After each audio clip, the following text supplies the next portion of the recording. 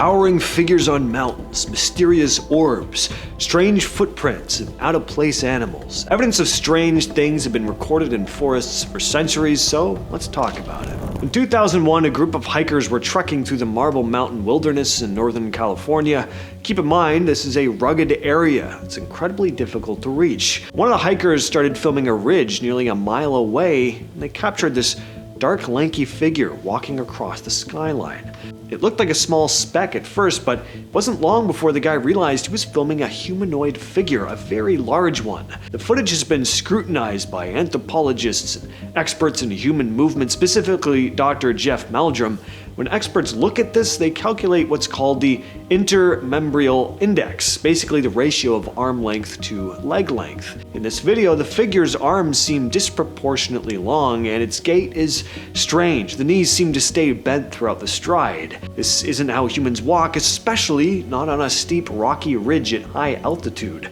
Now, it's pretty hard for me to make out all those details given how far away the thing is and the lower quality of the video, but this is just, what some supposed experts have pointed out. Scientists who study animal behavior have pointed out that a person in a suit would have had a hard time mimicking this specific type of fluid motion on such uneven ground without falling. There were no tracks found because the ground was mostly solid rock, but one thing you can tell is that this person, again, if this even is a person at all, is pretty tall. Deep in the Sierra Nevada mountains during the 70s, a group of hunters and hikers began hearing bizarre noises echoing through the woods at night. Two men, Ron Moorhead and Al Berry, managed to record them, resulting in what are now known as the Sierra Sounds, some of the most famous Sasquatch audio recordings ever captured.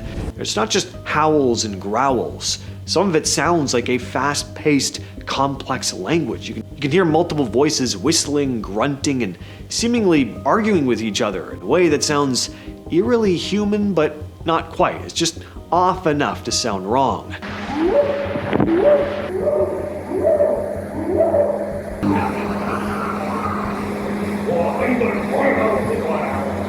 The tapes were handed over to Scott Nelson, a retired Navy cryptolinguist who spent his career transcribing and analyzing human languages. He applied the same scientific principles to these recordings and found that the sounds have what's called morphemic structure. This means they aren't just random noises, they sound more like a language, with repeating patterns and vocal inflections. Engineering experts also looked at the frequency of the voices. They found that the vocal tract required to reproduce these sounds would have had to be significantly larger than a human's, basically the size of a large gorilla's, but with the ability to articulate complex sounds like a person.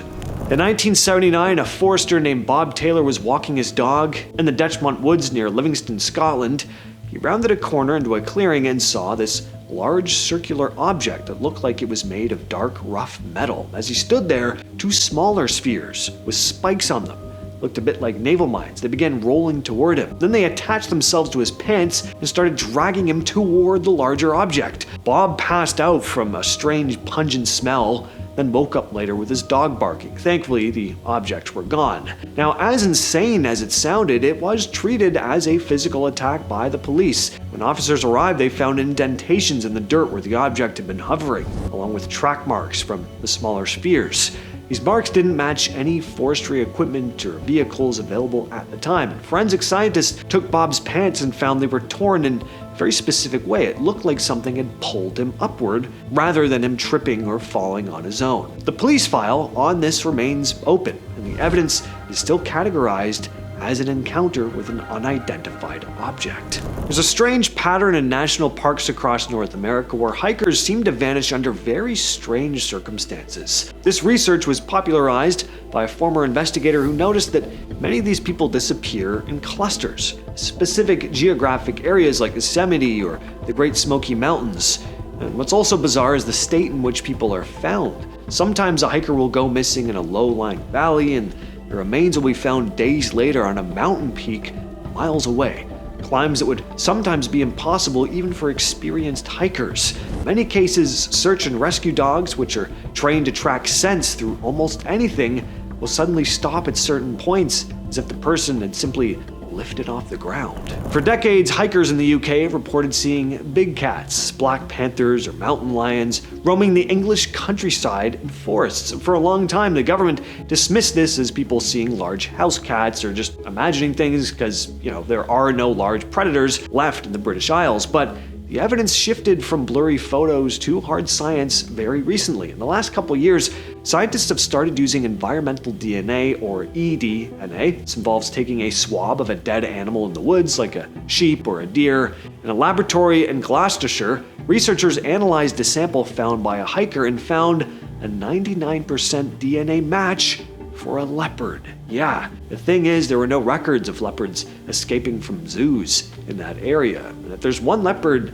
there very likely could be more. Pretty nuts, but as big cat expert Frank Tunbridge put it, quote, "They keep themselves to themselves and they haven't harmed anyone ever. The DNA confirmation is a double-edged sword. On the one hand, I think more people will come forward with really good images now it's been verified, but I also fear that there will suddenly get bounty hunters, most probably coming out of the woodwork, shooting them. With trophy hunters, they won't just want a blurry photo, they'll want something more realistic to show their friends." In the Pisgah National Forest in North Carolina, there's a ridge called Brown Mountain, where people have seen mysterious glowing orbs for over 100 years. Distinct lights rise from the valley, hover, and then zip across the sky at high speed. Because the sightings were so frequent, the U.S. Geological Survey actually sent teams out to investigate them on 3 separate occasions. At first, scientists thought the lights were just reflections from car headlights or distant trains, but even after they accounted for every road and track in the area, the lights kept appearing in places where there are no roads. They even appeared during power outages. Some researchers have suggested swamp gas or what's called piezoelectric effects, which is when rocks under extreme pressure create electricity, but the geology of Brown Mountain doesn't support the swamp gas theory, and the piezoelectric effect usually only happens during earthquakes. So at this point, we really aren't sure what's causing these lights. In 2000, a team of researchers was in the Gifford-Pinchot National Forest in Washington State. They were looking for evidence of unknown primates, and they decided to set a trap. They placed fruit in a pile of soft mud in a remote clearing, hoping an animal would come for it and leave a print. And what they found the next morning wasn't a footprint, it was even better, a full body imprint. Something had sat down in the mud to reach the fruit. They took a massive plaster cast of the imprint, which became known as the Skookum Cast. When it was brought back to a lab, forensic experts and wildlife biologists were pretty intrigued. The cast showed dermatoglyphics, which are basically skin ridges or fingerprints on the heels and palms. Biologists compared these ridges to bears, elk, and humans, and there is some debate on this, but some researchers thought the skin patterns were most similar to a primate. But the size was much larger, and the anatomy of the foot didn't match any known ape. If you spend enough time in the deep woods of the Pacific Northwest, you might hear a sharp crack in the woods, almost like a baseball bat hitting a tree. These are known as wood knocks, and while many people assume it's just a falling branch, hikers have recorded these sounds happening in patterns, sometimes responding to noises the hikers make themselves. Acoustic engineers have taken some of these recordings into the lab to measure the force required to make that sound, and they found that to get the specific decibel level and snap, you would need to hit a tree with some sort of tool, like a large stick. More importantly, the sounds often come from heights of 10 to 12 feet up a tree trunk, far higher than a human could reach while standing on the ground. Some argued it could be a rare type of woodpecker or a frost crack in the wood, but there are plenty of these knocks in the middle of summer. In November 2005, a hiker named Randy Chase was hiking near the summit of Silver Star Mountain in Washington's Gifford-Pinchot National Forest when he noticed something strange moving along a snowy ridge in the distance. He raised his camera and snapped a few photos of a dark, upright figure making its way down the slope. And after the first image, the figure appeared to stand up, change position. Chase quickly took 2 more shots as it continued moving off through the snow. About a week later, Chase spoke with Bigfoot Field Researchers Organization investigator John Callender, who said Chase came across as experienced, an outdoorsy guy who's believable, and that the photos didn't appear staged or manipulated.